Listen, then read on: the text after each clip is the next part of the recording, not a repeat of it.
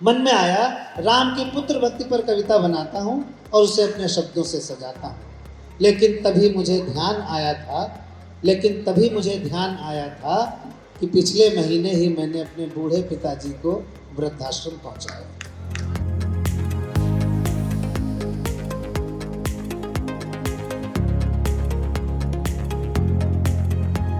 लेकिन मैंने एक छोटे से मकान पर जल्दी कब्जा करने के लिए अपने लाचार पिता को घर से बाहर निकाला।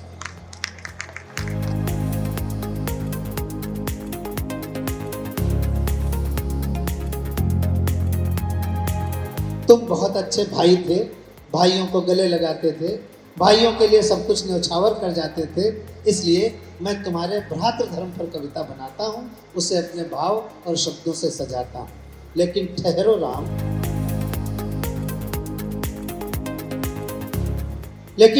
राम, अभी मुझे अदालत जाना है।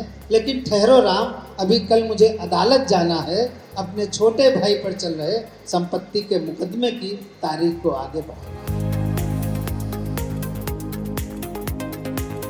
इसलिए मैं तुम्हारे पति धर्म पर कविता बनाता हूँ, उस पर लेखनी चलाता हूँ। लेकिन ठहरो, मैं तो अपनी पत्नी को कर्मचारी समझता हूँ। पत्नी के मायके जाते ही मैं अपने चरित्र को गर्त में ले जाता हूँ। पत्नी के मायके जाते ही मैं अपने चरित्र को गर्त तक ले जाता हूँ। तुम एक पत्नी व्रतधारी थे, लेकिन मैं मोहल्ले की सारी स्त्रियों पर गंदी नजरें लगाता हूँ। बस मैं चाहता हूँ कि मुझे 5 मिनट आपके सिर्फ चाहिए, क्योंकि संचालक को भी कविता पढ़नी होती है, इसलिए मुझे पढ़नी है कविता। इतना अच्छा सबने कवि सम्मेलन किया है कि मैं बयान नहीं कर सकता। मैं जितनी बार भी यहाँ पर आया हूँ इस महोत्सव में, हर साल कवि सम्मेलन पिछले कवि सम्मेलन से अच्छा होकर के दिखाई पड़ता है। तो मैं चाहता हूँ कि एक बार आप मेरे लिए भी ताली बजा दें, क्योंकि मैं कविता सुनाने के लिए आया हूँ। और एक निवेदन, मैं सिर्फ वो कविता सुनाऊंगा जो अभी जगजीवन ने कहा है। राम पर मैंने एक कविता लिखी है, 2-2.5 मिनट की कविता है। आज मैं इसमें एक प्रयोग करना चाहता हूँ। आप लोग भाई साहब, आप लोग प्लीज़ बैठ जाइए, सिर्फ 5 मिनट बैठिए। आप बैठिए भैया, बैठ जाइए, आप बैठिए, जहाँ जगह मिले वहीं बैठ जाइए। सिर्फ 5 मिनट। ये कविता अलग हट कर के कविता है। मैं इसमें आपसे ये निवेदन कर रहा हूँ कि आप इसमें तालियां मत बजाइएगा। आप इस कविता को अंत तक सुन लीजिएगा। अगर ये कविता आपको लगे कि ये हमारे जीवन से कहीं जुड़ी हुई है, तो कविता के समापन पर आपका जितना मन हो उतनी तालियां बजा दीजिएगा, उतना आशीर्वाद दे दीजिएगा। लेकिन ये मेरा फिर से सख्त निवेदन है कि इस कविता के दौरान कोई भी उठ करके न जाए, न डिस्टर्बेंस करे। जब माइक पर कवि कविता पढ़ रहा होता है तो आपको नहीं लगता, आपको लगता है कि मैं बस ज़रा से छोटे से काम के लिए जा रहा हूँ, लेकिन उस कवि की निगाहें जो हैं वो कंसंट्रेशन से दूर हो जाती हैं, उसकी परफॉर्मेंस पर असर पड़ता है और उसका संप्रेषण जो है वो ब्रेक होता है। इसलिए हमेशा संचालक ये निवेदन करता है, आप लोग अपना स्थान ग्रहण कर लें, कृपया कविता पाठ के बीच में न उठें। ये सब मंच की ज़रूरतें होती हैं, इसलिए कहते हैं हमारी आपसे कोई दुश्मनी नहीं है। बस मेरी कविता को शुरू कराने के लिए 4-5 लोग ताली बजा दें और फिर पूरी कविता सुनिए। इस कविता में फिर मैं निवेदन कर रहा हूँ कि आप इस कविता को पूरा बस सुन लें। ये कविता राम पर नहीं है, राम पर ये कविता बिल्कुल नहीं। भाई साहब, हम बिल्कुल नहीं सुनाएंगे कविता अगर आप बैठेंगे नहीं। मैं 10 बार निवेदन कर चुका हूँ कि अब इस दौरान मत उठिए, लेकिन इवन देन आप उस बात को नहीं सुन रहे हैं। आप जिम्मेदार लोग हैं, मैं हाथ जोड़ के निवेदन कर रहा हूँ, ये बहुत इंपॉर्टेंट कविता है, इसमें मत उठिएगा। बस 5 मिनट भी नहीं है, 2-2.5 मिनट की कविता है। ये राम पर कविता नहीं है, राम पर मैं कविता लिख भी नहीं पाया। बड़ी कोशिश की, जब राम मंदिर बन रहा था तो वहाँ पर लगभग 40 कवि सम्मेलन कराए गए। उसमें शर्त ये थी कि आपको राम पर कविता सुनानी है। 22 जनवरी को मंदिर बनना था, 21 जनवरी को जो कवि सम्मेलन था उसमें मैं आमंत्रित था, और मुझसे कविता राम पर बन ही नहीं रही थी। ये कविता जो है राम पर कविता लिखने के अंतर्द्वंद की कविता है कि मैं राम पर कविता लिखना चाहता हूँ। मैं मंच का भी ध्यान रखता हूँ, जितने लोग हैं, पवार दादा को ये कविता बहुत पसंद है, कम समय में इससे ज़्यादा अच्छा मैं नहीं सुना सकता। बस ज़रा सा फिर से एक बार माहौल दे दीजिए, उसके बाद मत हो जाइए। मैंने सोचा राम पर एक कविता लिखूं। मैंने सोचा राम पर एक कविता लिखूं, मैं भी राम भक्त कवियों की कतार में थोड़ा आगे दिखूं। मैंने सोचा राम पर एक कविता लिखूं, मैं भी राम भक्त कवियों की कतार में थोड़ा आगे दिखूं। सोचा राम पर एक खूबसूरत कविता बनाऊंगा, उसे भाव सुमनों से सजाऊंगा, जनता को सुनाऊंगा और आशीर्वाद पाऊंगा।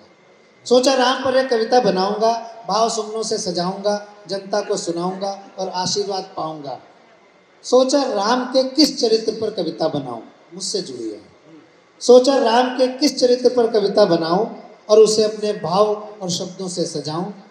मन में आया राम की पुत्र भक्ति पर कविता लिखता हूं। मन में आया राम की पुत्र भक्ति पर कविता बनाता हूं और उसे अपने शब्दों से सजाता हूं। लेकिन तभी मुझे ध्यान आया था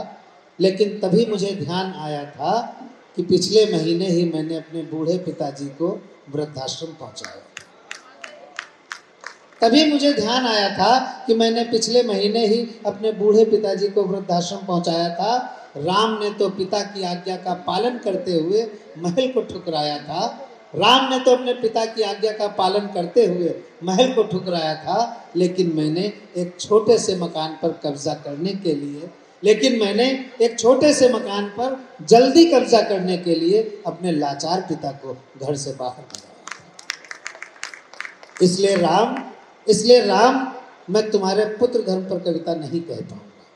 इसलिए राम मैं तुम्हारे पुत्र धर्म पर कविता नहीं कह पाऊंगा, तुम्हारे पुत्र रूपी पुण्य प्रताप को नहीं सह पाऊंगा। मुझे माफ करना राम, मैं तुम्हारे पुत्र धर्म पर कविता नहीं कह पाऊंगा। इसलिए मैं तुम्हारा दूसरा चरित्र उठाऊंगा।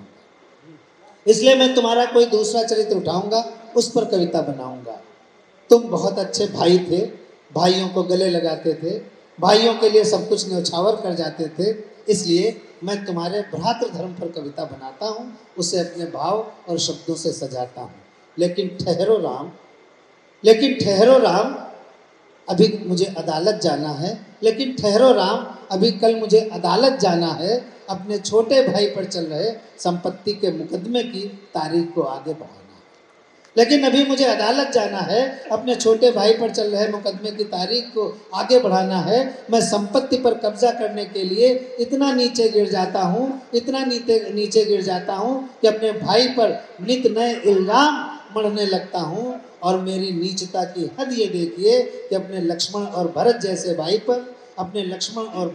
भाई पर चरित्रहीनता के आरोप भी मढ़ने लगता हूँ। इसलिए राम, मैं तुम्हारे भ्रातृ धर्म पर भी कविता नहीं कह पाऊंगा। अभी ताली मत बजाए, अंत में।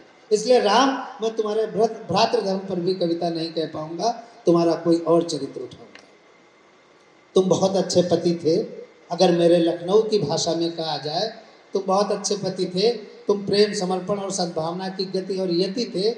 इसलिए तुम्हारे पति धर्म पर कविता बनाता हूँ और उस पर अपनी लेखनी चलाता हूँ। अब जुड़िएगा। इसलिए मैं तुम्हारे पति धर्म पर कविता बनाता हूँ, उस पर लेखनी चलाता हूँ। लेकिन ठहरो, मैं तो अपनी पत्नी को कर्मचारी समझता हूँ। उसको अपनी हर डांट फटकार का अधिकारी समझता हूँ। मैं इतना ज़्यादा उत्तेजित हो जाता हूँ कि उसका बनाया हुआ स्वादिष्ट खाने का थाल भी बाहर फेंक आता हूँ। राम, तुम तो एक पत्नी व्रतधारी थे, लेकिन मैं तोड़ देता हूँ सभी मर्यादा। कभी कम कभी ज़्यादा, पत्नी के मायके जाते ही मैं अपने चरित्र को गर्त में ले जाता हूँ। पत्नी के मायके जाते ही मैं अपने चरित्र को गर्त तक ले जाता हूँ। तुम एक पत्नी व्रतधारी थे, लेकिन मैं मोहल्ले की सारी स्त्रियों पर गंदी नजरें लगाता हूँ। और मेरी पत्नी मुझसे कुछ नहीं कहती है। घर की सुख शांति बनी रहे, इसलिए सब कुछ सीता बनकर चुपचाप सहती है। इसलिए राम, माफ करना, मैं तुम्हारे पति धर्म पर भी कविता नहीं कह पाऊंगा, तुम्हारा कोई और चरित्र उठाऊंगा। तुम बहुत अच्छे मित्र थे। हमारी लखनऊ की भाषा में कहा जाए तो तुम दोस्ती का महकता हुआ इत्र थे, इसलिए तुम्हारे मित्र धर्म पर कविता बनाता हूँ, उसे अपने भाव सुमनों से सजाता हूँ। लेकिन ठहरो, मुझे याद आ रहा है कि मैं पिछले महीने अपने घनिष्ठ मित्र से 10,000 रुपये उधार लाया था और उसे 5 दिन में वापस करने का वादा कराया था, लेकिन अब तो मैं उसका फ़ोन तक नहीं उठाता हूँ। राम, मैं मित्र धर्म अब इस तरह निभाता हूँ। राम, अब मैं मित्र धर्म इस तरह निभाता हूँ, इसलिए मुझे माफ़ करना, इसलिए मुझे माफ़ करना। मैं तुम पर कविता नहीं कह पाऊँगा, तुम्हारे इस महान चरित्र को मैं नहीं सह पाऊँगा, लेकिन वादा करता हूँ, लेकिन अब आप तैयार होना, लेकिन वादा करता हूँ कि अपने पिताजी को वापस वृद्धाश्रम से घर लाऊंगा, अपने भाई पर से सारे मुकदमे हटाऊंगा, अपने मित्र के रुपए वापस करके आऊंगा, पत्नी को अर्धांगिनी और जीवन संगिनी समझूंगा। यानी अपने अंदर जब थोड़ा सा राम लाऊंगा, राम, तब मैं तुम पर कविता बनाऊंगा। राम, तब मैं बहुत बहुत बहुत बहुत आभार, बहुत बहुत आभार। जब मैं थोड़ा सा राम अपने अंदर लाऊंगा तब कविता बनाऊंगा।